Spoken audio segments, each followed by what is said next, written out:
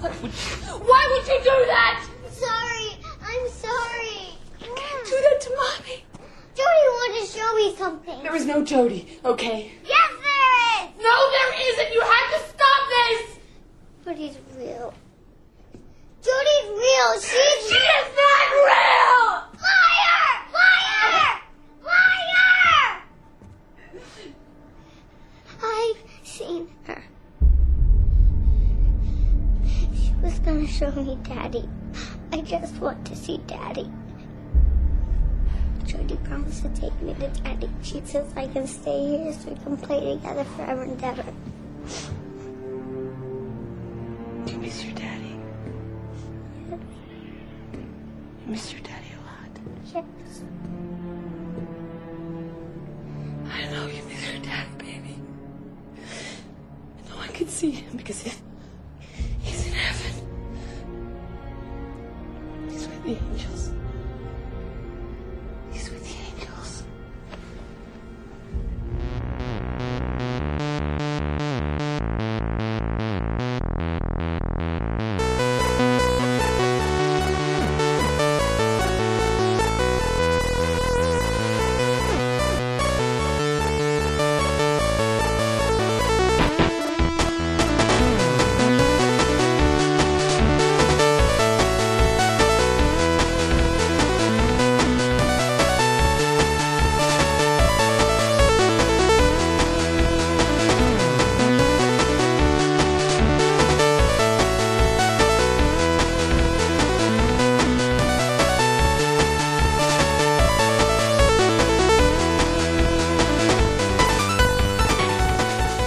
I guess we're just starting without James. Oh, is he playing a game? Check. That's better. I had the gain too high up on that channel. Check. Still, What does a game do? It's like a floodgate on either end. So like if you open up the floodgate on one end where the gain is, and have the gate open on the other end, which is like the volume. If you have it up too high, like water just comes rushing all the way through. Like the electrical signal just comes rushing all the way through and can overwhelm, the dam type area. Wonderful analogy there. I know. It was good. I was following it the entire time. I know. Okay, thanks. I never said I was good at explaining things. I know what it does. That's all that matters. That's exactly it right there. I know what it does. Fuck you guys. You should come up on Tuesday nights and play D&D with us, Matt. I should. It was really fun. Yeah, because he can definitely get away from the house for 3 hours at like 6:30 to 9. When nothing good. It's like 6:15 to 9:30. It's like nothing going on. Nothing going on in your life during that period. Yeah. Total free time. I'm just gonna leave you home alone with two children. Yeah. Faith, I got to work late. See you And later. we both work 24 hours. Yeah. Yeah. Have fun. Sorry, Faith. I'm gonna go play board games. Have fun with the kids. I'll be looking for my divorce papers. You can send them to and give the store's address. Send them here. She's like, do not leave me alone with those little monsters. I thought of a better analogy. Okay, you have a hose. Wait. Right? Let me prepare myself. You have a hose, right? Yeah. And you have a bathtub. And the bathtub has a drain in it. Yep. And the drain, is kind of slow. It's got like hair and shit in it. So the higher you turn up the volume on the hose, the more it sprays out, the more likely the bathtub is to get overfilled, right? Yep. Whereas if you have a nice, slow, steady stream, it's going to keep up with the drain. So in this analogy, the overfilled bathtub, every time the bathtub gets overflowed, your headphones short out and cause static. Okay. So you turn Does that down. make sense? Well, that was definitely a better analogy. You turn down the gain, which is the water filtering into the tub. Right. Okay. Therefore, it doesn't overflow and make your headphones. Gain go. is the hose. Yeah. Volume is the height of the tub. And you can control the height of the tub with the slider. Nice. I'm with you. I kind of pieced it together from the first one, but that clarifies more. Okay. Did you guys have a good time on the party here Saturday? We did. I wish we could have stayed longer, but Fiona was kind of cranky and annoying, so it's like super extra needy. So it was like one of us had to be have her complete attention all the time. Mm-hmm. Like, and with me and Char not being together anymore, it's kind of like Charlie has 2 separate schedules to adhere to now.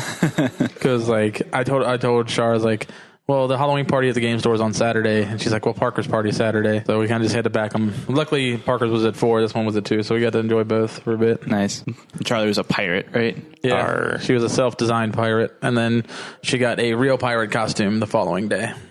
Nice. Because we went looking for My Little Pony, and all the ones that were like the whole outfit pre-packaged was not in her size, and we were not paying like $80 to build a makeshift pony. So she ended up finding a pirate costume that she really liked. It was like the female Blackbeard. What's her favorite My Little Pony?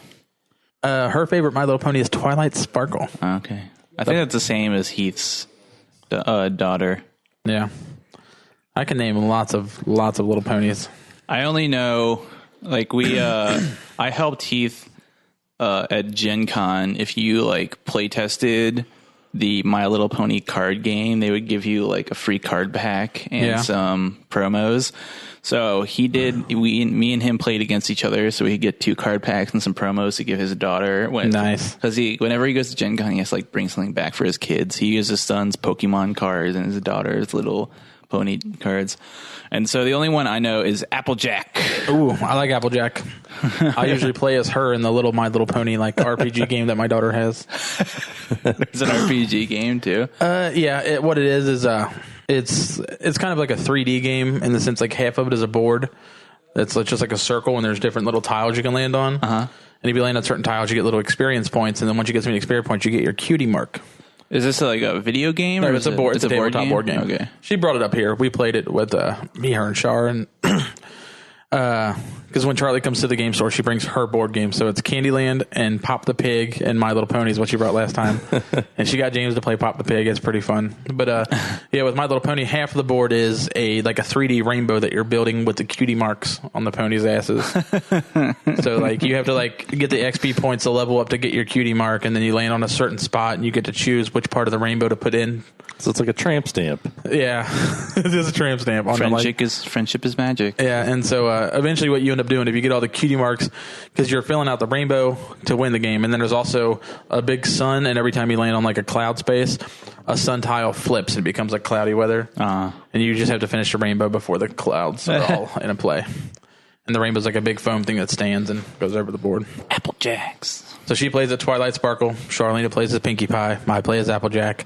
Sometimes Fluttershy if I'm feeling frosty, but Feeling saucy. Yep. Yeah. They're not real big in my house. Yeah. Thank God. Yeah, at least My Little Pony is pretty much on the level equally with Spider-Man at the house right now. That's good. Because Charlie loves watching Spider-Man and Friends, the old 80s one with Iceman and Firestorm. Not even like the 90s No, she doesn't even like that one. The 60s one? It's on you. Is it on Netflix? Is that It's where on she Netflix. watches That's it? where she watches it, yeah. As I figured. We haven't seen that one. Cordelia used to love the 60s one. The really terrible one. Yeah. With The one that has all the memes on Reddit. Yeah. Yeah. Why you shot Wes or... Yeah. How was your week? It's good. I spent 6 days in a row here at the store because I had a pretty open week. Ooh. Nice. Didn't have to work? I worked some, but it sort of worked around this because it got really quiet on the other end of the store all of a sudden. But yeah, I worked some, and then other than that, just my schedule was pretty I open. went out to smoke, that's why. Oh. And James was out of town, so I came up a couple days just to hang out, and then me and Allie cleaned up the stock room and everything, and it was fun. Played lots of games. Usually I'm just here Monday through Wednesday, but I had Friday and Saturday off for my birthday. And and Thursday, Thursday I called into work. Charlie, I didn't want to get a babysitter for Charlie in the afternoon because I didn't want to worry about it. Lazy. And so you got people at work that listen to this podcast, right? Yeah, I don't care. Are we recording this part? Yeah. Oh yeah, he's been recording for a okay. while. I tell him at work. I don't want to pay for a sitter, so I just call in sometimes. Okay. Because we got the same girl that has babysat forever, and she makes $10 an hour. Mm-hmm. Yeah, it's like she's not gonna. So if I go to work on a Thursday night where I normally make say $50 in 5 hours, that's pretty much everything but my hourly is going to the babysitter. It's just not worth it. Yeah. So Char was taking care of some stuff, and I got a babysitter I didn't want to get a babysitter for Charlie, so Get your mom to watch her. she does sometimes, like on the weekends. But my parents are like in their 60s, so Nah, my dad's weird. He doesn't like being alone with the kids because he's old and feeble.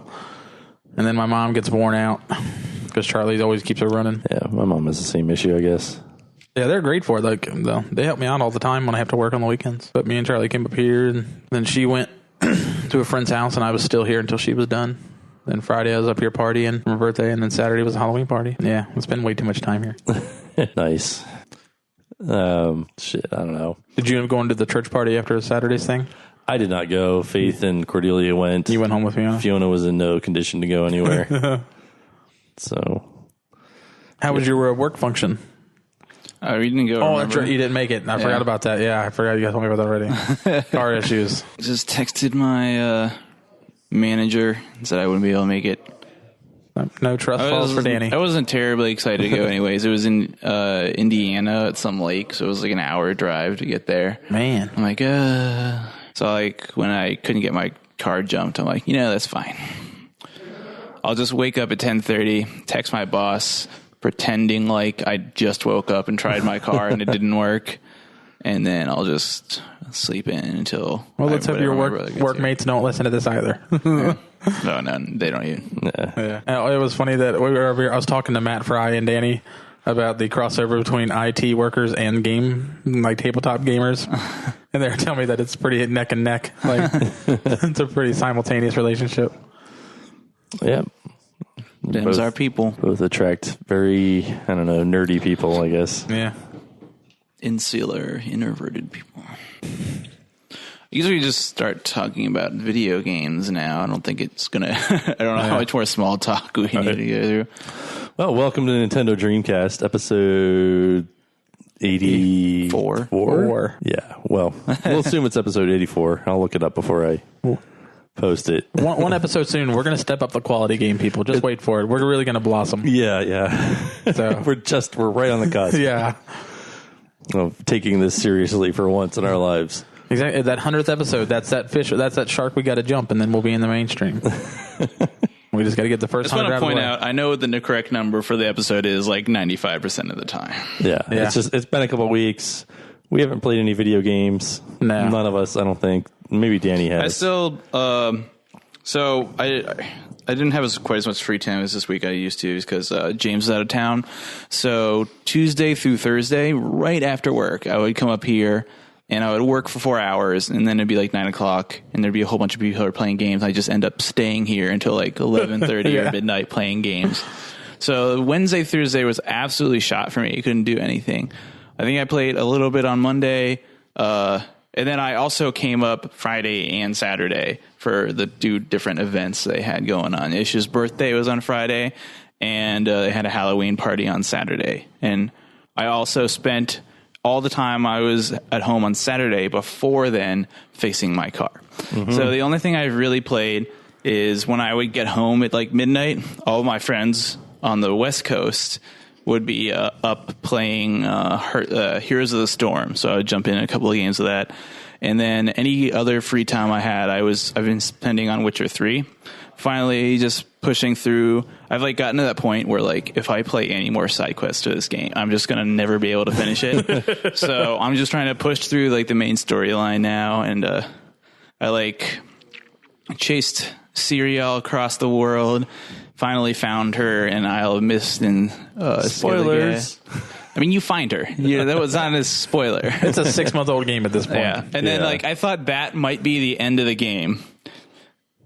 Nice. I thought that might be the end of the game, but then there's a whole bunch of other stuff you have to do once you find Ciri. So that's what I'm going through right now. I was playing it a little earlier today, and there was some sad parts. Some people died. No spoilers. But yeah, that's about it. Well, I think the only thing I played was that new Shovel Knight DLC, and I only played that for like 20 minutes. And it is hard as fuck. Yeah? It's like way harder than the original game. I haven't even played the original game yet. I haven't seen it on sale at all for a reasonable price. Yeah. It's a reason for that. It's probably still selling pretty well. Yeah. So, but when it goes on sale, you should pick it up. I've heard nothing but good things about Shovel Knight, so I'm hoping it's like one of those Xbox deals of the month. Is it on Xbox One? Yeah, it's on everything. So I'm hoping it's one of those eventually. Like an Xbox Live game, a free game. one. I don't know if it'll ever do that. I think it's like a Kickstarted game. Oh, those are usually, it will be a while before it's a free game. Yeah. Yeah, and those are usually like deals they work out with publishers. The free game that came out this month was The Walking Dead Telltale Game Season 1, which is like, I don't even know, 7 years old? It's not that old. But I already own it 3 times over. Yeah. Different systems. I was telling Matt that I have the entire, like I pre-purchased the entire seasons of Tales from the Borderlands and Game of Thrones. This is definitely episode 84, by the way. Okay, good. Yeah. Nice.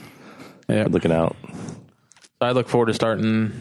See, that's why I wanted Barry to. He just finished up Life is Strange, the last episode of that. I've been here. I saw so many Kotaku articles about like, man, the last chapter of Life is Strange is weird, and the last chapter of the Borderlands Telltale game is weird, and I was afraid to like read anything because those are the kind of games you can't read anything about. It's just because it's all story. The shit out of It's all story. It's all narrative. There's no actual. There's no game mechanics really besides the story. So if you read anything about it, I'm sure they have like each of their articles probably has like 3 sentences and then some sort of warning. Like everything else below this is a spoiler. Have you? Has anybody played Minecraft Story Mode yet? No. It's supposed to be really good too, though. Yeah, They always are. I did get the Halloween skin pack for Minecraft. Did you? It's actually really good. Like they put a lot of work into it. Hi, Mickey. Trying to be quiet. Yeah, you called them out. Yeah, But, we break the fourth wall. People get used to it. But usually, like they develop like a whole world for each like skin pack, texture pack, and everything. And this one they put a lot of effort into. There's like they built a ton of shit like above ground and below ground. There's Is it like Nightmare Before Christmas style kind of thing? Or? Yeah, it's like Nightmare Before Minecraft kind of. So. That's pretty cool. I don't know if I'll get the Minecraft Story Mode Telltale thing. I've gotten everything, all the other ones, but Minecraft just interests me in no way whatsoever. Yeah. I mean, it's probably really funny. Yeah. I can only imagine a story mode for mine. Like the thing is, actual story in Minecraft would have kept me interested in Minecraft. The fact that it's just like, oh, build a castle. Now just, dig a hole. I lost interest in it so quickly. It would make it way better if it had like a campaign. Like I was kind of excited when I read that there was actually like a final boss for Minecraft, but it seems like such a pain to get to. There's another final boss now after that one that's even more of a pain to get to. Great. Like you have to go to the netherworld and kill like these really rare skeletons that drop this rare item once every like 1,000 times you kill them. I played you need like 20 of those. I played another friend with my games another game with my friends a couple of weeks back. Terraria that was supposed to be like 2D Minecraft with more of a storyline, boss fights and stuff. Yeah, it's a really obnoxious game. It was like I lost interest in that game faster than I did in Minecraft, and part of the reason is because they started without me and I kind of joined their game. So I come into this house that they built and it has like all these crafting machines in the basement. And it's like, this is what they're trying to explain everything to me. Like, this is what you use to make this, and this is what you use to make this, and these are the components you need. And I was like, I don't fucking care. Yeah. I don't know. If we put more time in Terraria, it might be good, but it's really hard to get into. Yeah. Like you get killed like instantly when you enter the world. Nice.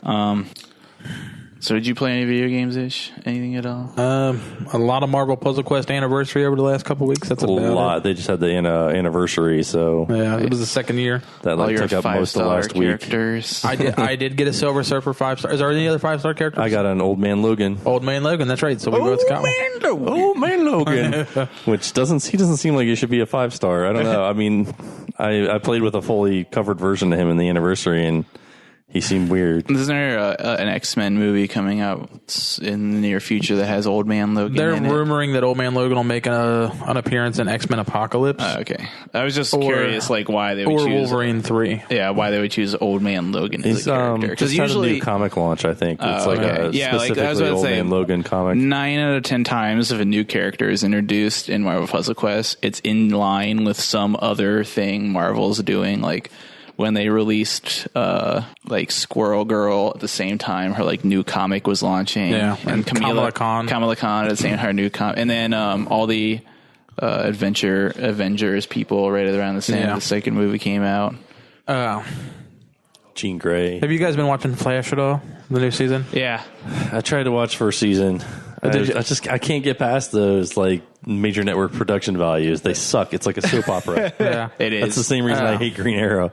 Arrow, I mean. They made it like a good New 52 reference in the Flash series because like there's a big like wormhole incident in season 1, and so now there's like 52 permanently open wormholes to Earth 2, and like it's just kind of neat how like a different version of each superhero kind of like comes through like our villain.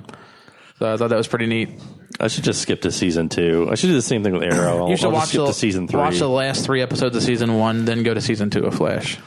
Because I think that's another problem that those shows have is the first seasons are generally kind of meh. I don't see Arrow season 1 is my favorite of the series. I gotta say that too, because like season 1, he was actually a badass, and then he's like, he killed everyone, and in he's Arrow like, season 1. then somehow he's like, oh, I need to stop killing people, and he turned into that really empathetic, sort of like superhero that shoots like stun arrows. Yeah, stun arrows. Like there's like literally this guy just like has tiger claws on. He's like chopping people up left and right or whatever. He's like, I need to stun this man so that he can be brought in for a fair trial. Shoots like the bolo arrow that opens up and wires him around a telephone pole with his hands across his chest. Like, oh yeah, season 1's the best of Arrow. It's like, I'm sorry, I've just become a huge bitch. And definitely with Arrow, if you take, I'd say it'd be a better series if you took all the like Leanne Yu the island flashbacks and made it its own series. It'd be way better than Arrow. That was really annoying. That was the only reason I kept watching it was because the island. I mean, I think they knew that. I think they probably tested that. They're like, shit, if we put all the island stuff in one episode, no one's gonna watch the show after that. So we just gotta split it up, make them keep coming back to figure out what happened on the island. But the island stuff in season 4 is really good so far. I like it. It's like Lost with a superhero. It really makes Lost way better. All I know is this island attracts like the weirdest criminal masterminds I've ever seen in my life. There's always somebody with something doing super weird and hinky that they always find this island. Hinky. Yeah. You've been watching NCIS? No. There's a character on that always says hinky. Oh, no. I think I've seen one episode of NCIS years ago. That show's terrible. That's Mark Harmon, right? Yeah. I used to watch that show it's like, on an almost semi-regular basis with my mom. It's like right-wing CSI. Oh, really? Yeah. I remember liking Mark Harmon in summer school back in the day. Remember that movie? James, you have failed this podcast. I will kill you guys. Who won the thrones? We got stun arrows. Yeah, who won? I did not win. Oh, okay. So how many of the new cards have been revealed? Not a Game of Thrones podcast-ish. Don't start. We talk about Marvel cards enough. Yeah. It's not an Arrow podcast either, but that's what we've been talking about for like 30 minutes. Anything but video games is this week's theme. I don't suppose you played any video games this week, James? All right. Well, we want to move on to the movie or do the news? Sure. Amityville Horror. All right. Go. So I'd never seen the original Amityville Horror. So I did a double feature of Amityville Horror and new Amityville Horror. I'll be back. All right, there he goes. So did I. Look, before you go into it, was there a scene in the original Amityville Horror where they call it a workman and he crawls into their ducts and like a bunch of black goop falls on the guy's head and he drowns? I've never seen the original. I watched the new one with Ryan Reynolds for this week, but I never see. You didn't do your homework. I thought I'd seen the original. I'll admit, after the first hour of the original Amityville, I was like maybe kind of halfway paying attention. I think my favorite part of the new Amityville Horror is it's only 90 minutes long, as opposed to like the 2 hours and 15 minutes that the original Amityville Horror was. I watched the whole thing to completion, though. I do not recall a scene like that. Maybe it was like a cut scene that you would have seen in some extra features or something. Or like, I did not watch like the director's cut remastered in 2000 or anything like that. Because I thought I had seen the original Amityville Horror, but I think what I saw was like a 1980s Amityville 2. I think that's what that scene I just talked about is from. Okay. Well, Yeah. I thought I'd seen the original too, but I had it confused with the horror movie House. Have you ever seen that back in the day? No. where the No. house is evil and It's possible that's what I was thinking of. Yeah. Also, it's like a ripoff of Amityville kind of. yes, So, I mean, just as like a side-by-side comparison, first off, the time frame was really nice. Like, I really like, after watching the original Amityville Horror, it's like 45 minutes of the family crap. I mean, there's like the scene in the beginning where the priest gets attacked with the flies. Wait, you're not saying that the reboot's better, are you? Oh, I'm not saying that either is a good movie. What? The original is a classic. It is a classic. I don't know if Oh my god! I mean, maybe if I'd really seen it good back horror then, movie. but like just now, I'm like, it's like 2 hours and 50 minutes long, Yeah. and nothing ever happens in the movie until like the last like 20 minutes. First of all, you should say these are based on a quote unquote true story. Yeah, Yeah, but actually, the people who wrote the story are a bunch of assholes. They like lied and tricked and like sued people left and right till one of them eventually died. But George Lutz, I don't know. I believe him. you believe him? You think Yep. you think the souls of dead Indians? see, I didn't get that from the first movie. They really that's the other thing I from the liked. book. That's what I liked about the second movie is I had a much better understanding of what was going on in the house after watching the second movie. The first one never really fully Well, it was explained it to ambiguous my. because it's fucking ghosts. Yeah, Like, I mean- hand him a novel, be like, here. That's the difference. Is that I think in the old movie went for much more of a psychological. I don't know, like It was trying to be The Exorcist kind of. yeah, it was much better as like a psychological story. Whereas the new one, true to the recent trend of horror movies, was all about like jump scares and figuring out, and they tell you exactly who the monster is and how to fight him, and then the good guys win at the end, sort of, It also kind of tried to be The Shining a little more than the first one did. Yep. That's the thing is that George was obviously going crazy in the first movie, but he was like really good at fighting it, or like he would have like moments where he was just acting really weird, but at the same time he never actually did anything besides just. He did slap Margot Kidder pretty hard that one time. whatever. Margot Kidder. I mean, it was like the 80s, right? Wasn't it just kind of like more par for the course, sort of? What?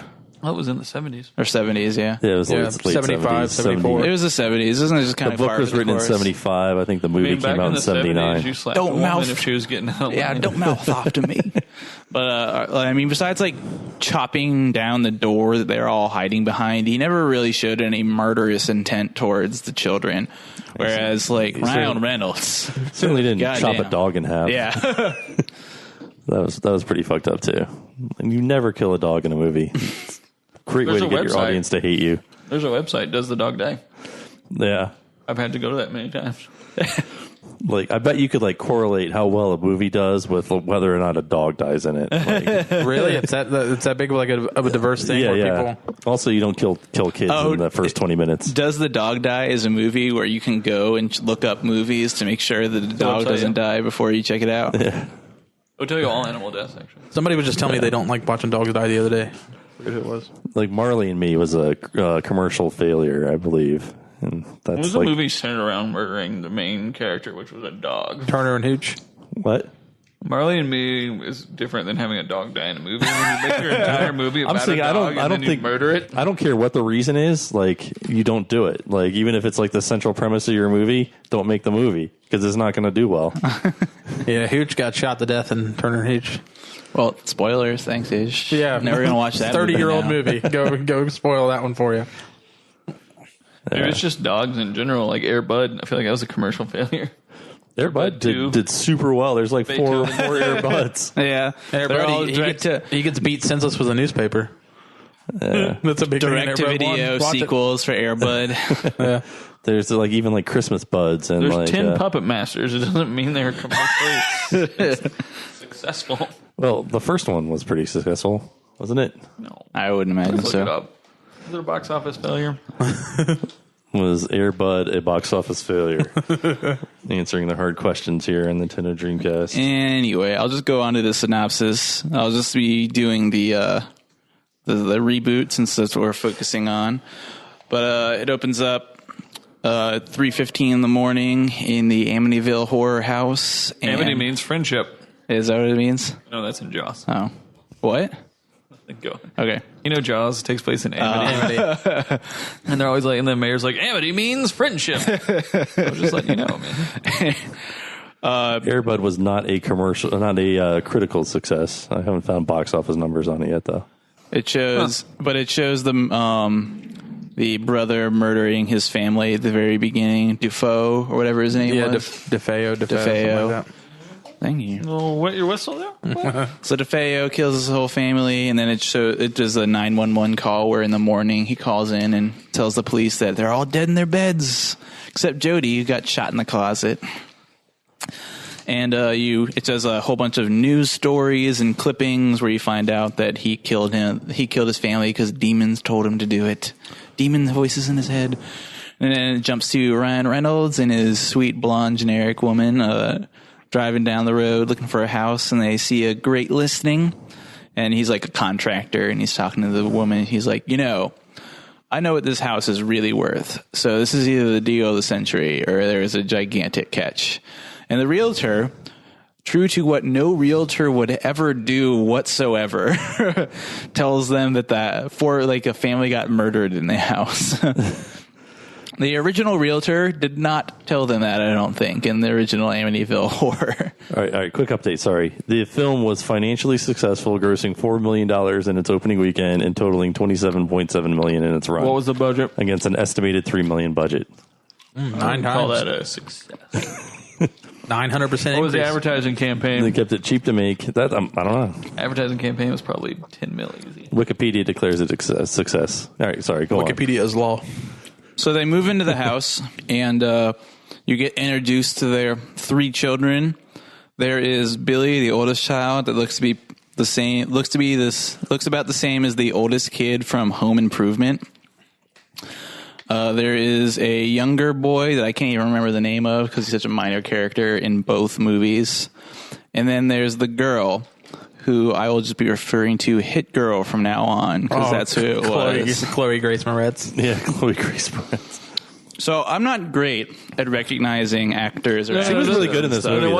What I'm taking away from this is that Danny doesn't bother to learn women's names. He's like, open Ryan Reynolds, some generic blondes in the car with him. Well, this girl, we'll call her Hit Girl because she's a what woman else and has I she don't want to done? learn their names. I didn't recognize her at all. She was in she was a main character in the movie, the show with Liz Lemon and 30 Rock? 30 Rock, yeah. She was Jack's daughter in like the second to last season. Not like the main girl. No. Okay, not the alien in 30 Rock. No. Okay. I don't know. I didn't recognize Jack's her. niece. I didn't recognize her for anything. It seemed like Ryan Reynolds was like the A-list actor Chloe here, Walsh? and everybody else was nobodies. Chloe Grace Moretz. No, I'm trying to think of the other girl. Oh, the I know who Chloe Grace. But I was like, I saw the little girl, and I'm like, she looks really familiar, and I don't know why. And then like halfway through the movie, it struck me. I'm like, it's a goddamn Hit Girl. She just has like the puffiest lips I've ever seen in my entire life.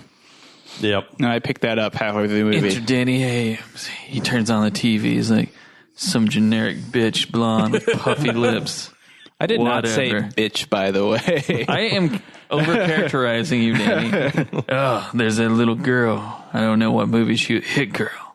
We'll call her Hit Girl. All right, moving on. She was only 8 in this movie. Yeah. Wow. It's making me feel old.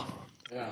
So, unlike the original Amityville, the crazy starts happening pretty much right away, where Hit Girl finds her friend Jody up in the attic, who is the ghost of the murdered child, and starts acting a little weird. Goes down to the boathouse with a balloon and sits on top of the boat, and they have to run out and catch her before she like jumps into the water because Jody wanted to show her something in the water. And then like 3:15 is another theme.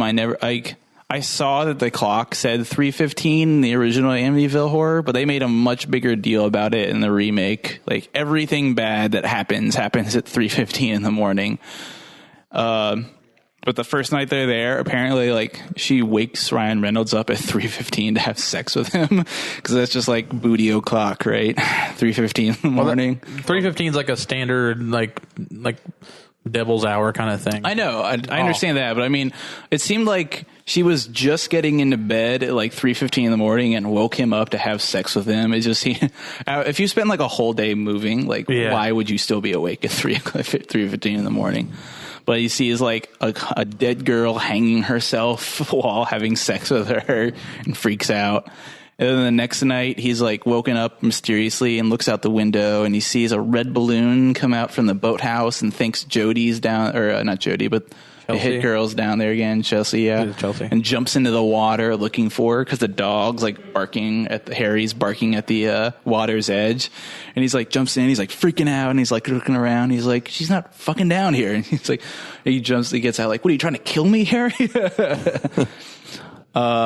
So the crazy happens real early on, and he starts blaming Billy, the oldest kid, because he found the boathouse keys in his room, which is basically all the house did in the original movie was just move shit around to fuck with people. Yeah. But in this movie, there's all these jump scares where there's like people like in closets and stuff like that. And it's not even for the benefit of the characters. Well, the babysitter got locked in the closet in both of them. What? No, I'm talking about that. But I mean, like, sometimes it's not even for the benefits of the characters. It's just for our benefit. Like when Ryan Reynolds like opens the closet, he like turns on the light, and you can see Jodie being like held up against the ceiling with like hands and over her mouth and stuff. Right. And he's like, he doesn't even notice it. He's like, oh, just funny. And he like leaves. So. But then he's like really taking it out on Billy, I guess, because he's the oldest kid, and he wouldn't admit to taking the keys.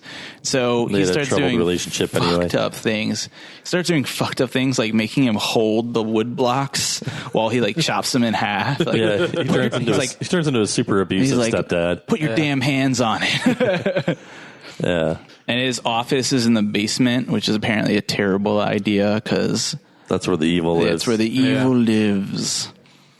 What else weird happens? Oh, like Hit Girl crawls out onto the roof at one point and is like walking across the vaulted roofs of the house because Jodie wants to show her how to get back to her dad's, and she tries to jump off, and the mom barely catches her with enough time for Ryan Reynolds to run up underneath and grab her before she falls. That was a poorly shot scene also. You didn't have any idea where Ryan Reynolds was in relation to her. Anyway, that movie is pretty poorly shot, like, altogether. I would agree. I mean, I'm not saying the movie isn't good at all. Yeah. But then she starts, like, the wife starts getting really worried, and she brings the priest in, which was like the priest in the original movie. I can understand why like a lot of his stuff got cut out because it was like totally irrelevant to the plot, really. Like when they have the car accident or he goes blind trying to like heal the spirits from the church. And then there's that scene where in the original one where he's like just sitting on the bench in that park, like dumbstruck and deaf and blind, basically. Just like totally fucked up his entire life. But he was like a lot more does not give a shit in this movie. Like he comes to bless the house, but he gets scared out the same way as in the original. The flies attack him, and I liked apparently like all the doors had crosses on the door handles, and like when it locks him in, it turns the handle upside down, so it's an upside down cross.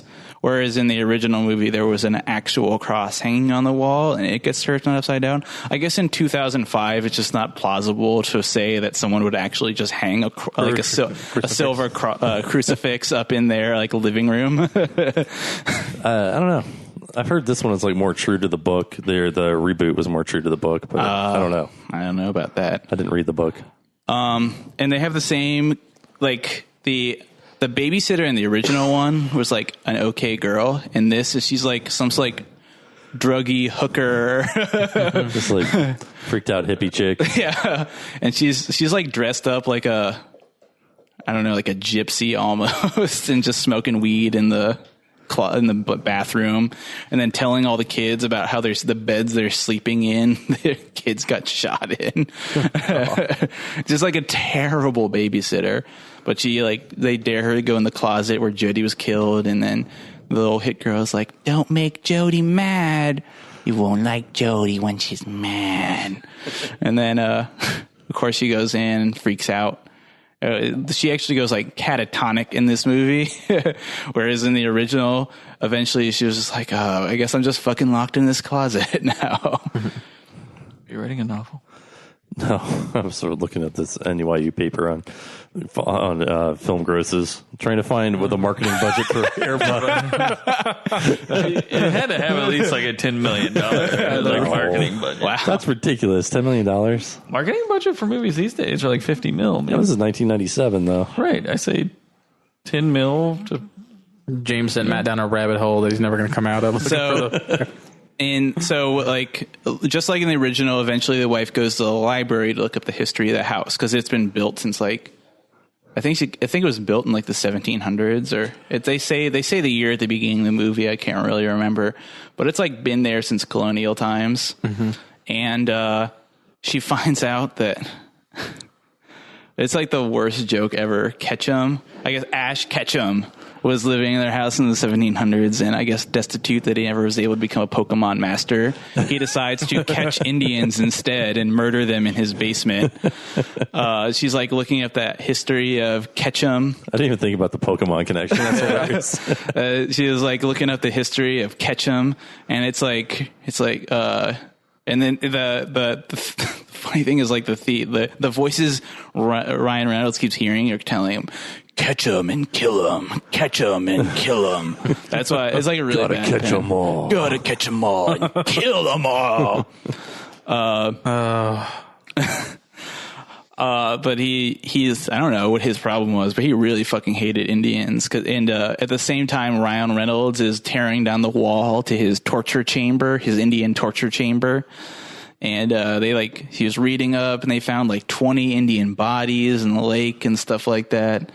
And he's seeing these horrible Indian ghosts being tortured in his torture chamber. And then you find out that Ketchum slit his own throat in the basement of his house when he was about to get caught and brought in or something, so that his spirit would live forever within the house. And when she brings this information to the priest, he's like, "You got to get your family out of that fucking house." So she calls him, and unlike in the original movie, I guess the ghosts of the house don't even feel the need to fuck around with the phone calls. Like in the original movie, anytime anyone tried to make a phone call from the house, the line was just dead. But like she's talking to Ryan Reynolds, she's like, "You got to get the kids out of the house," and Ryan's like, "Yeah, fuck that," and he just like rips the phone out of the wall. Wait a minute. This is all based on a flawed premise, James. The Air Bud doesn't die at the end of Air Bud.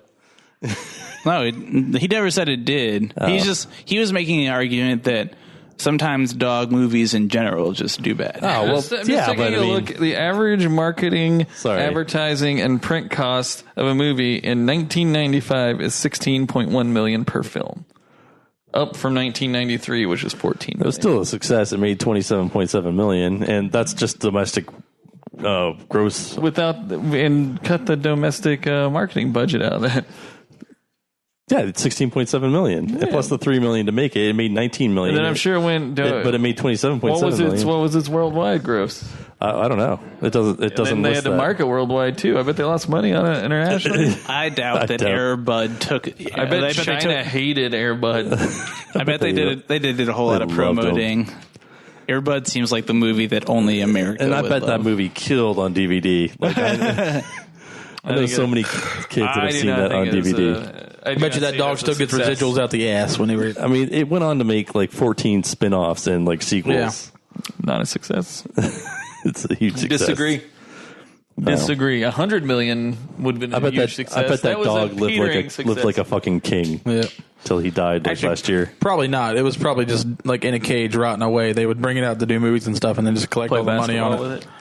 So that reminds me, I did skip over one part. There is the part where Ryan Reynolds in the middle of the night, 3:15 in the morning, gets woken up again, and he hears Harry the dog barking down at the boathouse. And when he goes down to the boathouse, he can't find Harry. But then he like turns around and an Indian ghost runs straight at him, and he's holding the axe, and he just freaks out and starts chopping at the Indian ghost. Except once he opens his eyes again, it's Harry the dog. So that's why we've been talking about dogs being murdered in film, because they murder a dog in this film. Yeah, they do. Yeah. I mean, I mentioned that before we got into Yeah, that, I know. But I just never I put it in the synopsis. So she's like frantically driving home, which just reflects exactly what happens in the original movie too. And she gets there, like she's like, "Kids, get to go, we gotta go," and she's like, Ryan's out in the boathouse, so she runs out to get him, and he's like sitting in his boat with a light, just like looking in the surface of the pond, I guess trying to find the bodies of the Indians or something. And she runs in like, "Oh my God, honey." And he like turns around and shines the light in her face. And he has also turned on the engine of the boat for some reason, just to like stir up the water so he can see stuff or something. And so she falls in and her hair gets caught in the propeller of the boat.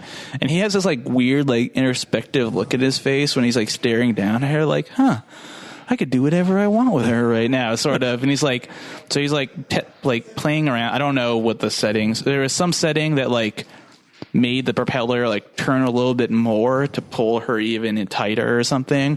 And then he eventually reversed the propeller so the hair would get untangled.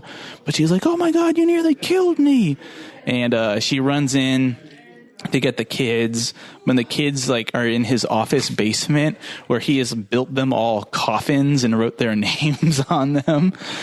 And so they're freaking the fuck out. And that's when he comes out with a shotgun, and I think they like bash him over the head and run away. Really popular tonight. And he chases them out onto the roof of the house with his shotgun, but then he drops it when they smack him over the head with a lead pipe, and he falls off the house. But it's like really wet outside, so it's nice and muddy. He doesn't die, but he finds them again when they are like trying to run away, and she like puts a shotgun up to his head but can't pull the trigger, so just busts him over the head with it instead. And they tie him up and drag him into the boat and then just drive away. You missed the shocking dream sequence, though. Oh, yeah. I was a little, like, he dreamed about, like, stabbing his wife in the chest with an axe. I was like, damn, this is much darker than the original movie. And then it's revealed that it was just him, like, having some delirious dream after getting pistol whipped with a shotgun. Let's go back to Air Bud.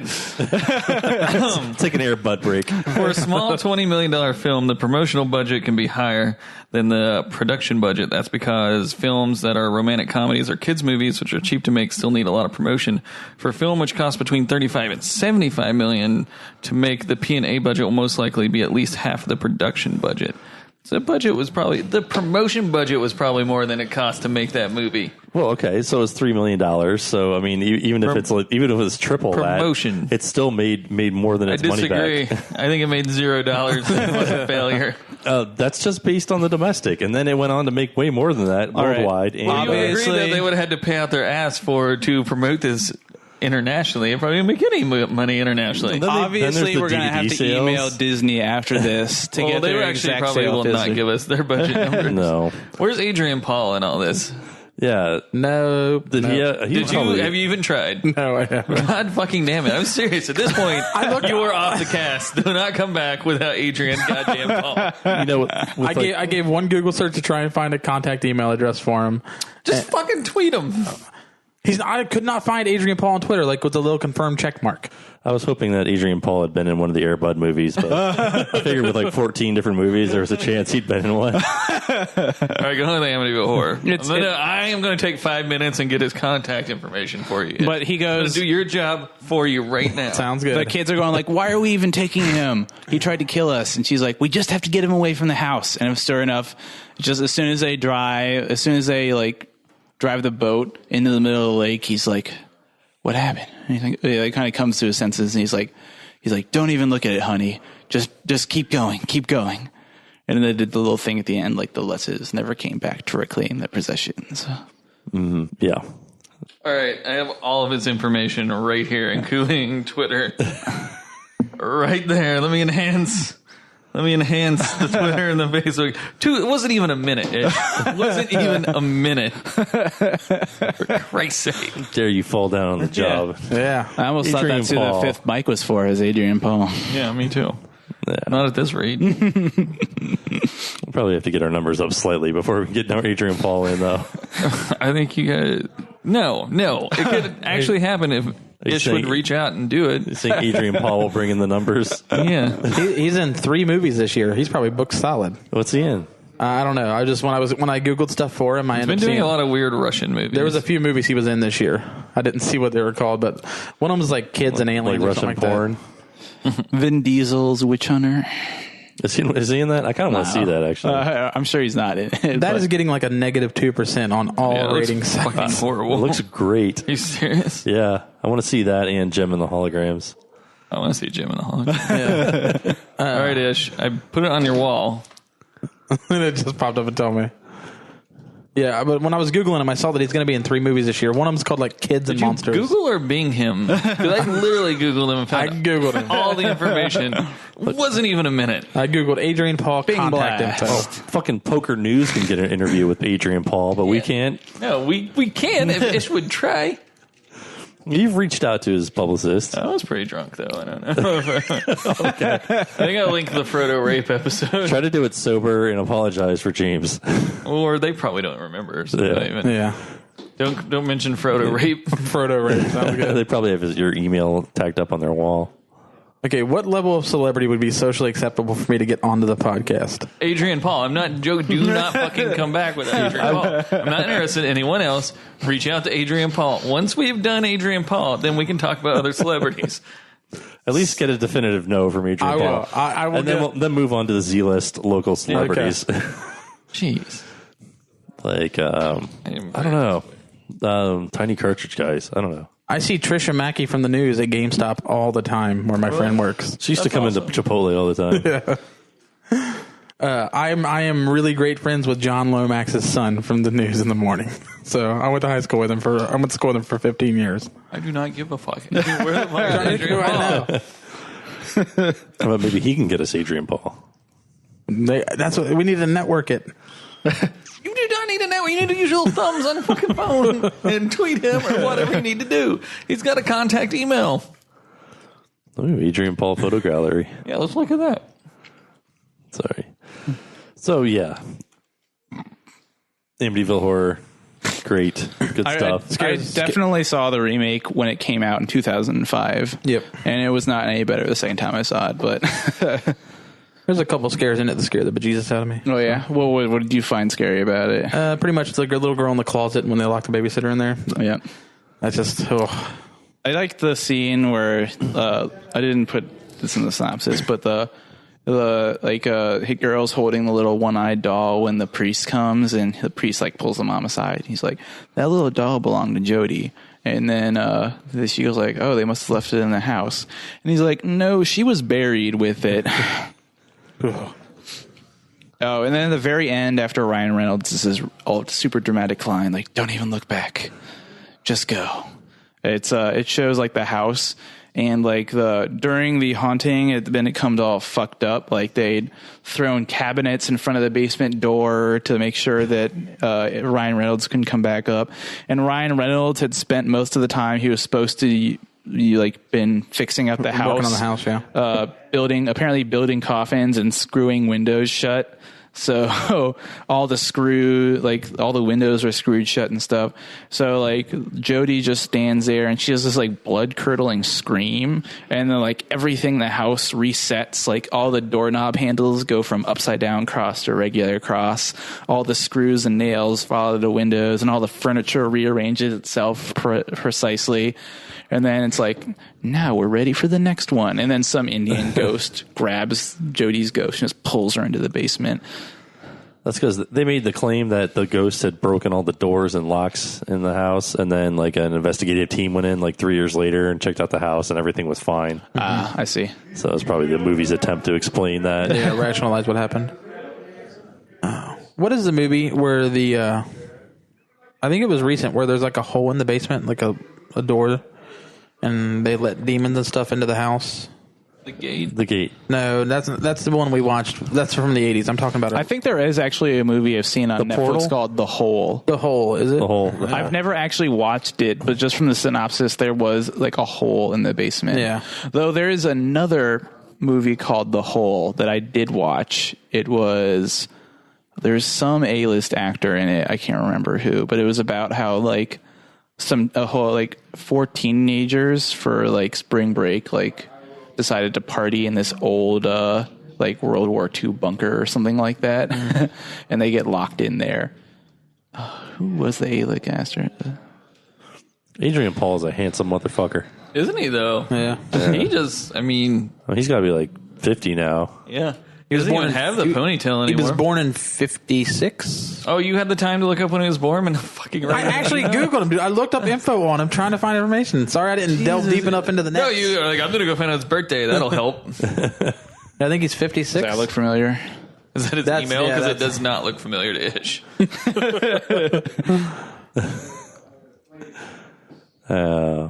I think he's a more handsome version of John Stamos. He is. It's a shame that John Stamos is more famous. Yeah, they probably were. Adrian Paul probably got offered Full House, but he's like, I'm going to do Highlander because it's badass with like ninja swords. Yep. Big mistake. All right. Well, that's enough about Amityville, and hopefully Air Bud. This year, Adrian Paul is in Kids versus Monsters. That's great that you can all of a sudden Google his name. Strike Back and Touch the Film. Yeah. I IMDb'd that one. All right. So disappointing. Fallout 4 comes out in 13 days. Yeah, we should definitely do that Fallout podcast we talked about. I'm down, but Reboot of Ween. I've got one more left for next week. What is it?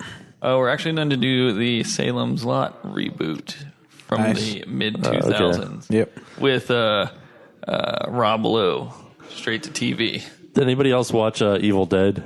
I've seen it. The show? No, the movie. No, I haven't seen the new one. I haven't seen the remake. We can talk about it real quick. I mean, I saw it in the theaters. I liked it a lot. A lot of people, I don't understand why people hate on it. I thought it was pretty, it's for like a new horror movie. It was scary. Yeah, and it hit all the beats of the original. Like the tree rape scene made more sense than a tree raping her. Yeah. Well, that was the one thing going into it. I was like, man, I hope the tree rape is not cut. And they're like, oh, nope. Nope, they had it. The one scene I do remember from the original movie is when she stabs him in like the ankle with the pencil, or is it maybe the arm? And it's like so obviously fake, but it's like there's like all this blood gushing out of it. Yeah. I just remember being really disturbed by that, even though it is obviously like a peach colored balloon filled with blood. The reboot is super bloody. Like, it just straight up rains blood for the last 20 minutes of the movie. Like, they kind of do the twist though, where she like becomes Ash, and instead of. I was like, okay, so that one character got her hand cut off. I was like, okay, so they hit the hand getting cut off beat, but they're gonna like, I don't know what you call it, retcon it so that Ash has a hand. She turns into a badass. Isn't it? In the original, he doesn't cut his hand off. It's in the second movie where his hand gets possessed and he has to cut it off. I thought you are correct. That's right. Mm-hmm. I do mix them up. However, Evil Dead 2 is actually a reboot of Evil Dead 1. Yeah, it's just a reboot of the original. Oh, okay. Evil Dead 2 isn't actually a sequel. I've never seen Evil Dead 2. I thought it was a sequel. You're right.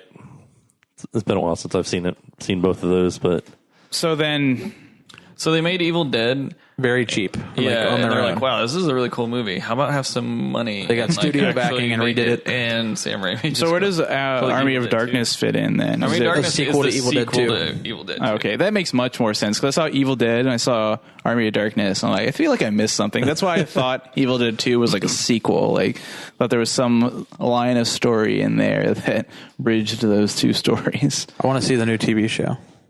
Ash versus the Evil Dead. I've heard good things. Yeah, I've heard decent things about it. News. To the news. Super exciting stuff going on. Kojima is on vacation in the Konami dungeon, of course. Konami's denying all rumors that he left. Sorry about that.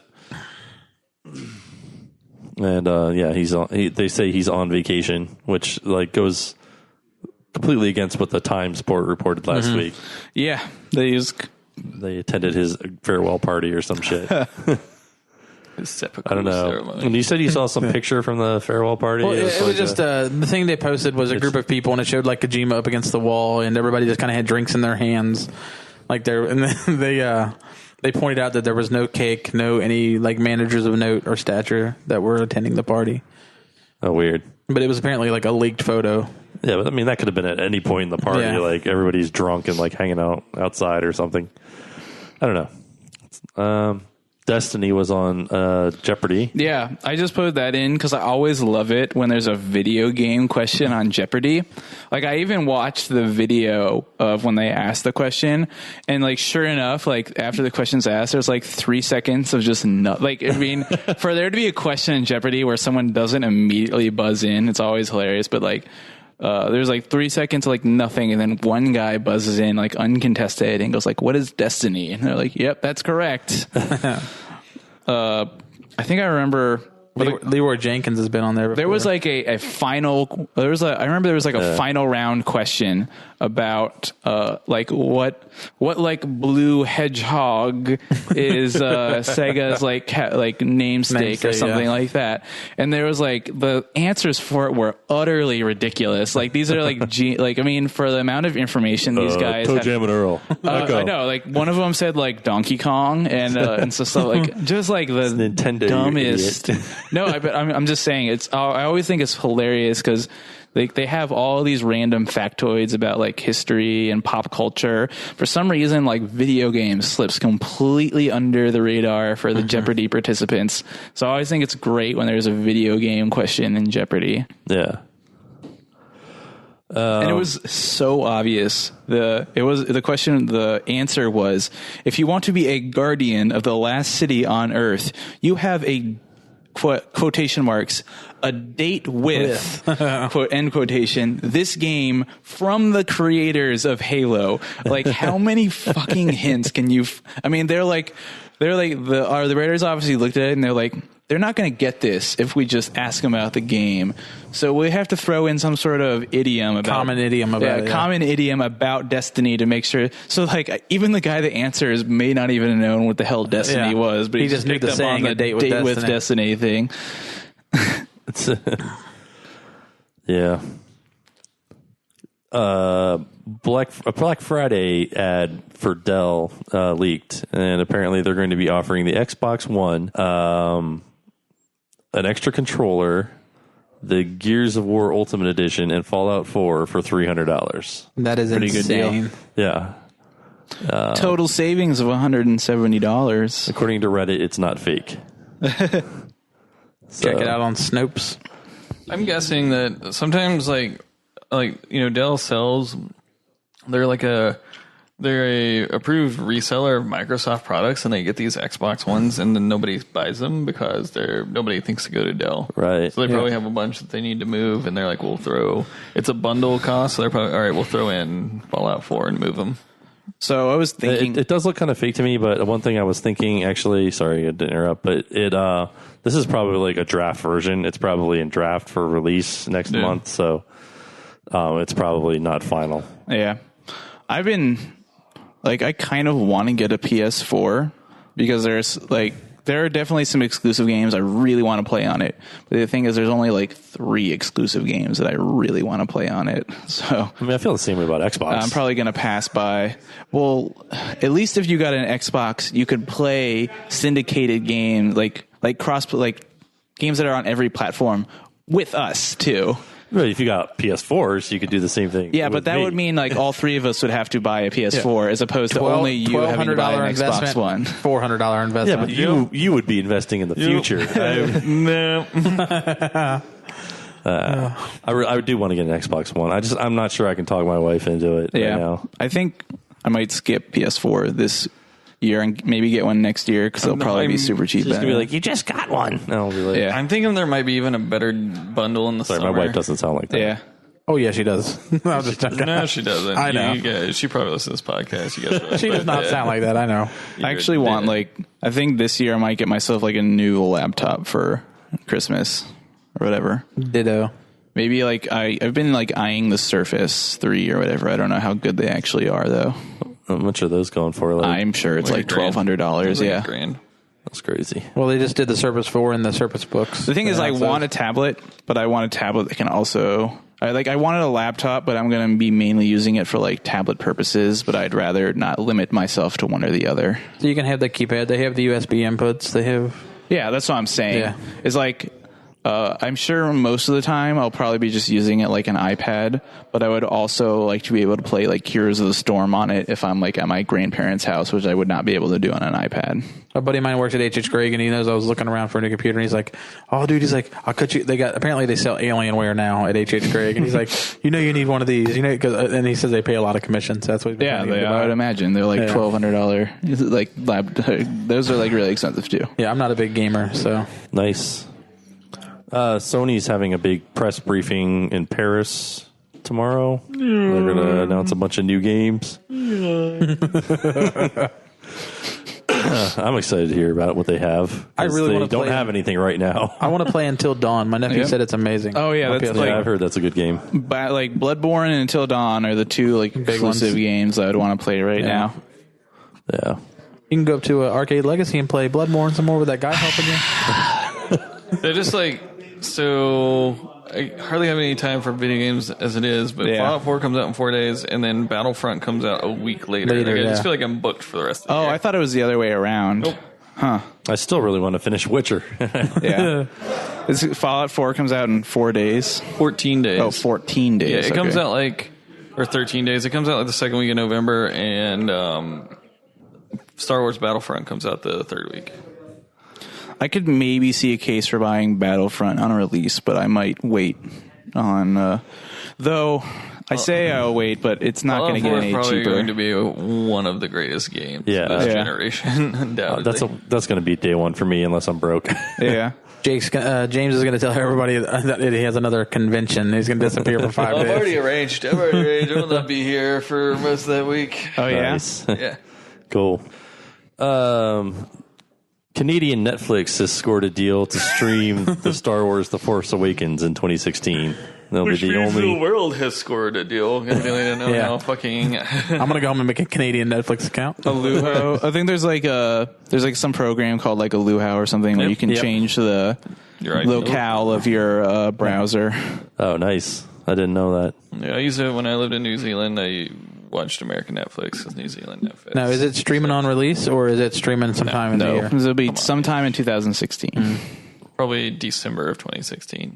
Yeah. No, I mean, legitimately. It'll probably be. Yeah, but the 1 year treatment. Yeah. Sony has admitted that they are no longer making any first party games for the Vita, so that system is pretty much dead unless third parties keep it afloat for another year or two. Speaking of Star Wars, you bought the 7-movie marathon ticket, didn't you? Oh yeah. You guys gonna sit through them all? But the marathon starts at 1 a.m. on Wednesday, so you get to see the movie like on that Wednesday at like 6 p.m. instead of whenever. But it's pretty good. Like you get like a big VIP badge, but my plan is to show up at 1 and get the badge, go home, go to sleep, wake up at about 11, stroll in where A New Hope starts. Watch New Hope, Empire Strikes Back, Return of the Jedi, then the new movie. I think it's very doable and will be extremely enjoyable to see those on the big screen. The other three, not so much. I don't know. I kind of like to watch them all back to back in the theater. How much did that cost? It was $60, which is not bad. It's like less than $10 a movie. I don't suppose that includes any food or drink, does it? No. Okay. But I'm gonna fucking take shit in that. Yeah, but I've seen the 3 prequels all at midnight in the theater. I just don't feel like... I feel like... Because it's 18 hours long, leaving out the new movie. So I don't feel like I'll be doing the new movie justice if I've been in a theater for 18 hours. I'll just be like, ah. Yeah, by hour 21, you'll be like, fuck. I just want to leave. Yeah, that's true. But I really want to... I mean... I don't want to ruin that. They should split it up over like 2 days. Like, start the have the prequel days and then have the original series day. What's nice is the showing isn't sold out. So not gonna lie, I went in thinking I bet I could have a comfortable screening of this movie because not everybody is going to want to spend $60 a person to see it. It's still 2 months away, and like the opening day is sold out though, isn't it? Like.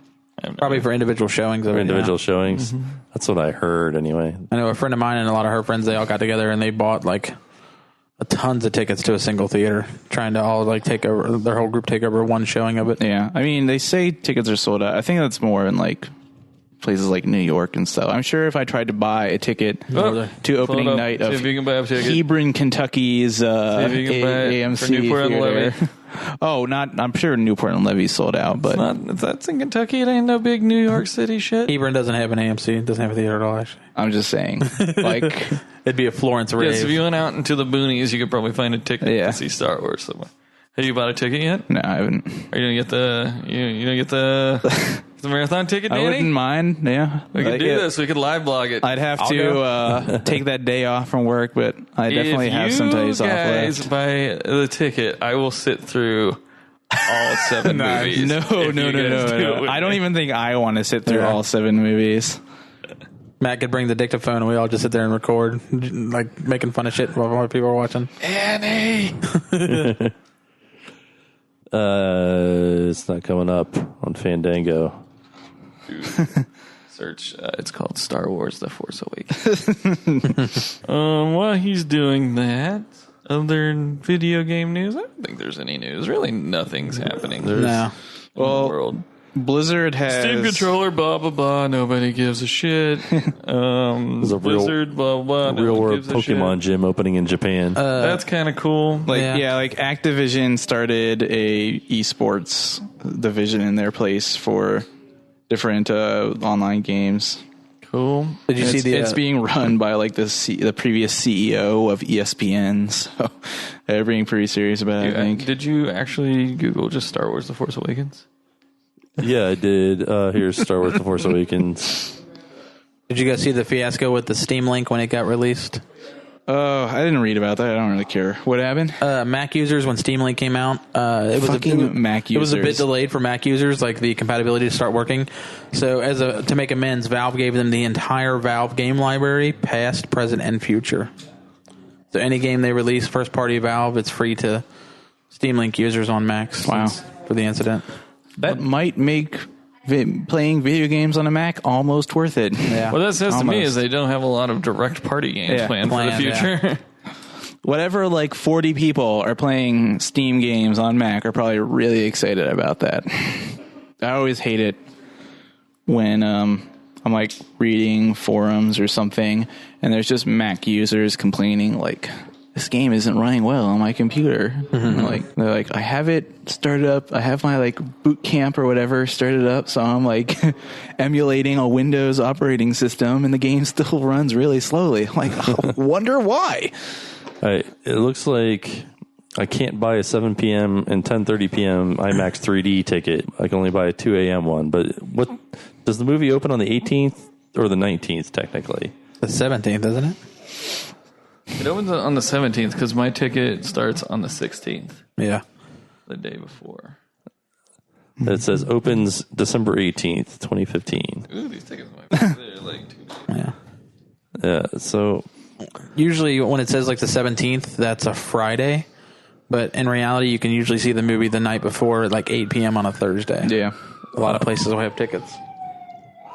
Yeah, it looks like, I mean, you can still get a real 3D at 7 p.m., but if you want to see it in IMAX, you're going to have to wait till 2 a.m. at Newport. Okay. So they're still available. And it's still 2 months ahead of time, though. Yeah. Like, that'll probably sell out pretty soon, too. Mm-hmm. So, I don't know. If you guys do the marathon thing, I'm down due to peer pressure, but if not, I'll go see it probably at 2 p.m. solo on a few days after it comes out. They announced a release date for the next Mario and Luigi RPG, which I'm excited about. They're all really good. Hopefully, well, yeah. I've never finished a single one of them. I did Dream Team. I didn't finish Inside Story. I think the problem is they're all handheld games, and I'm really bad at finishing handheld games. Actually, no, I did Superstar Saga was the original. Then came Dream Team. Then came Inside Story or something like that. Maybe it's a swap. But the 3DS I came was the Dream Team bundle. So I played a lot of it. Yeah. Nintendo's announcing its first smartphone games. They're going to be coming soon, quotes. And Guillermo del Toro says the cancellation of Silent Hills makes no fucking sense. He was apparently interviewed to buy it, and he said they were deep into the development, and they had all this shit. The game was going to be amazing. and then Konami canceled it for like no reason. I can see My that. ticket starts on Wednesday, December 16th at 1 a.m. So Tuesday night, Wednesday morning, So it's 7. late Tuesday. It says late Wednesday night. Okay, so that'd be Wednesday, 1 a.m. Wait, Wednesdays. It's Wednesday, December 16th, 1 a.m. Okay. That's weird. I mean, it won't let me, like, I'm on the 17th here. What is it? I don't know if it'd be at general movie times. It's actually And it's, not called Star Wars Force Awakens. Let me see. It's called... oh, that's, I mean, so you're going to get to see it early because you're doing this. It's called Star Wars Marathon 3D. Okay, so the marathon starts on Wednesday and goes through. Thursday evening. No way. Through No, Thursday, it's 18 hours. It starts when, if it really starts at Wednesday at 1 a.m., then it will end at 6 p.m. Wednesday.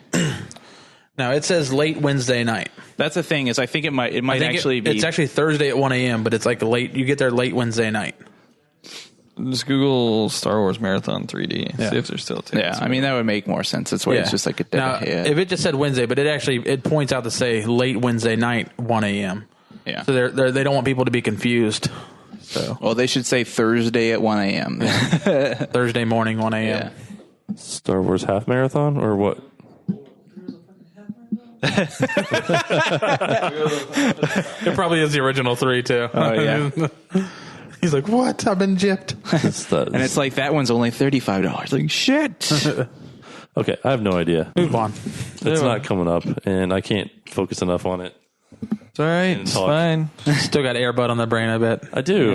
Well, it Wonder was, what's up with that dog? It was a on paper success, but financial failure. We'll call it that. Commercial failure.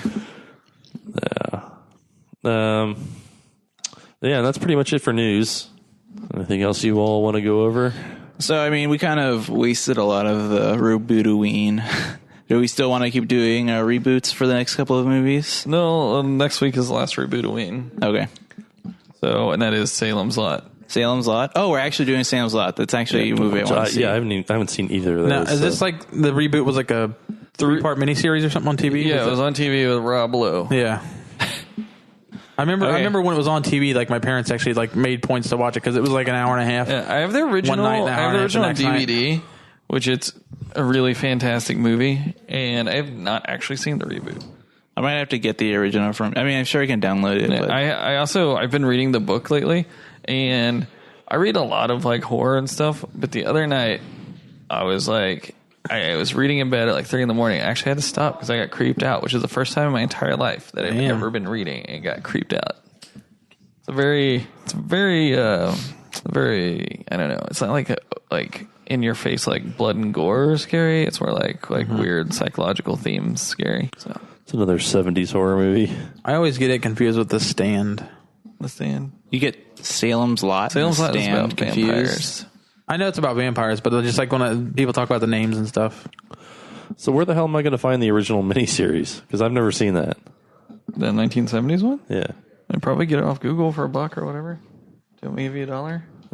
Well, I mean, you have it on DVD. You I also just have it let on them- DVD. If you Like, come over. yeah, I just wasn't sure Google was going to have it, but I might be able to find it on the Movie Cult, so you Yeah. can have the DVD if you need it. Yeah. I'm gonna P right now the go to P Google dot Play com. and All right. Well, Yep. anybody check the email anytime recently? We have no emails. Sad. We get a retweet every week from Tim Parsons. I thank you for that, sir. Or we get a favorite. I don't know if he retweets it. Well, that's awesome. Thanks, Tim. Yeah. Didn't know somebody likes us. Well, I guess I'm gonna have to tweet this episode of Ryan Reynolds. Huh. I always try and tweet The somebody that only was in the thing person on that was in the Google movie. Play is Return to Salem's Lot. I didn't even know they did a sequel. They never wrote a sequel to the book. I think I've heard about that movie, Return to Salem's Lot. I remember I wanted to get into it, but it seemed like a huge time commitment because there is like the original movie's really long, like It Long, isn't it? It long. Yeah. Apparently, they're still redoing that also for next year. So the remake we're watching is a 3-part miniseries, so it's like 3 hour-long episodes. Is that what we're saying? I'm trying to remember how it came out, but I'm pretty sure it was a multi-night miniseries. If the original wasn't, then the newer one is. They might both be. I just can't really remember. All right. Because my dad's been a huge Stephen King fan for as long as I can remember. So anytime because Stephen King movies, since the books were so long, a lot of them were those multi-part made-for-TV series. So I remember watching a lot of them growing up. I never watched a whole lot of them. I saw It. That was about it. Never watched The Stand. It scarred me for life. I've seen a couple of the regular movies, like the one about the airplane that flies through the Aurora Borealis. Oh, the Langoliers. That's a good one. Back in time, but in this world, back in time. Yeah, it's slightly delayed back in time. Yeah, well, I mean, what it is there's basically no time except the present. Like, back in time is, rather than, like, the past, like, people move forward in time, but there's no imprint on the past or something like that. So when you go back in time, all that's left is empty buildings and trees and stuff, and then these, like, little monsters eat the past. Called the Langoliers. Yeah. The only thing that didn't make sense about that movie is that find the 2000. I thought the way the movie I thought was going to end is what they end up doing is they fly back through the Aurora Borealis and end up in the future. And what the future is empty buildings, just waiting for time to catch up. Just waiting for time to catch up to it. So it's like time is actually like a stage sort of, and the only moment that matters is the moment where the present, where humans are, and everything else, they're either building stages for it or tearing stages down in the past. But what I thought was going to happen when they ended up in the future is that they were going to be in the present for like a one moment, and they're going to be really happy because there's like all these people, and then the present was going to like fly past them. They're going to be in the past again. I like that. That would have been much better. Stephen King. Actually, that has one of James's like main people. Bronson Pinchot is in that. It's Toomey. Who? Bronson Pinchot from Perfect Strangers. There was one podcast where you kept saying the actor was him, but it wasn't. I can't remember it exactly, but that's the guy from Beverly Hills Cop that plays Serge. Oh yeah, the guns. Yeah, Bronson Pinchot. That's who's in the Langoliers as the bad guy. I just bought a used copy of the 2004 Salem's Lot from a Goodwill in California for $2 on Amazon. That'll be here in like 3 weeks. That was Goodwill.com sucks. Impulse buy. Oh my god! Have you ever bought anything from Goodwill.com? No, it was off Amazon though. Oh, it was off Amazon. Reseller with 100%. Okay. Like you buy off Goodwill.com, it literally takes like 3 weeks to get to your house. Oh, I wouldn't doubt it. Well, shit. Is it on YouTube? I wonder. You'll live, man. Salem's Lot would be a good candidate for YouTube movies. Yeah, I mean, it's not available anywhere else. The original is great. It does drastically differ from the book in the fact that the vampire in Salem's Lot, the movie, is more of like a giant monstrous Nosferatu. And in the book, he is much more of like a Dracula type character. I hate the Nosferatus. Yeah, but it's both. It's pretty good. In the remake, though, with Rob Lowe, Rutger Hauer is the vampire, and Donald Sutherland is in it. If I spoke Spanish, I'd be set. There's a Spanish full version. Isn't Rutger Hauer also the vampire in Buffy the Vampire Slayer? Yes, and Donald Sutherland's in that one too. Mm-hmm. You just said that. I was like, is he getting that confused, or are they in both? Nope. All right, enough of this bullshit. Let's finish it up. Yep. Thanks for listening to the Nintendo Dreamcast. Please email us at Nintendo Dreamcast Podcast at gmail.com. Oh, and if you haven't already, give us a like on iTunes, a review on iTunes, 4 stars, 5 stars, whatever the fuck it is.